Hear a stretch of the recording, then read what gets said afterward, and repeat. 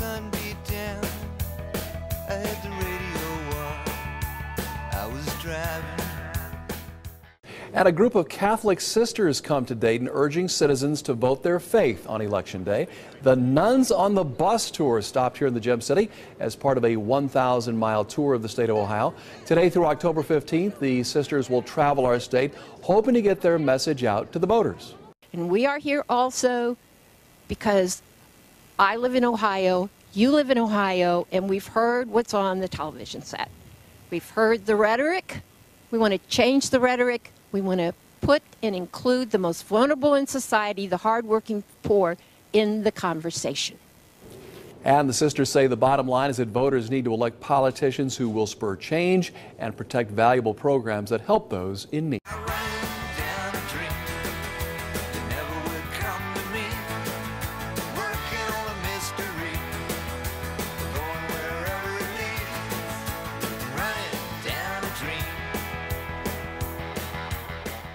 So we say, we know that it is not going to help if we give tax breaks to the rich and take away from the ordinary people, from the working poor, from the neediest of our society.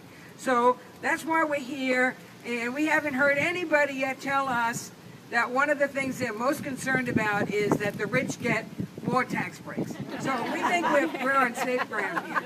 So this idea that we should give tax breaks to the wealthy and take away from programs, well, that just doesn't make any sense.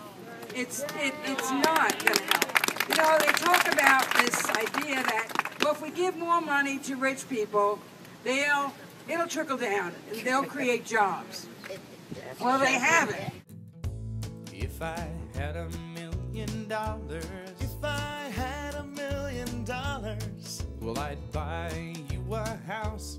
I would buy you a house. And if I had $1 million, if I had $1 million, buy you furniture for your house. Maybe a nice Chesterfield or an ottoman. And if I had $1 million, if I had $1 million, well, I'd buy you a K car, a nice Reliant automobile.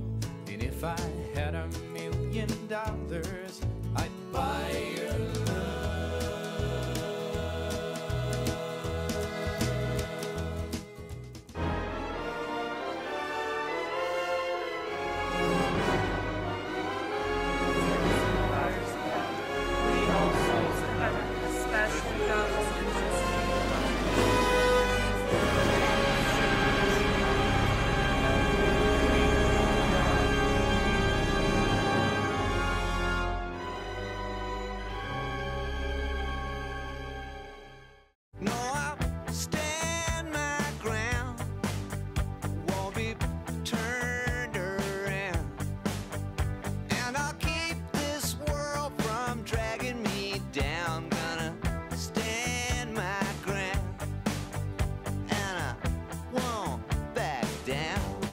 Let's do the math, if we can, for just a moment. Do you believe that most churches have an extra $50,000 lying around to pick up the tab that Ryan describes himself as a man of faith?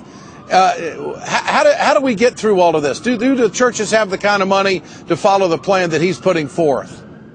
Absolutely not. I mean, it's really shocking to think that he believes that churches can do this.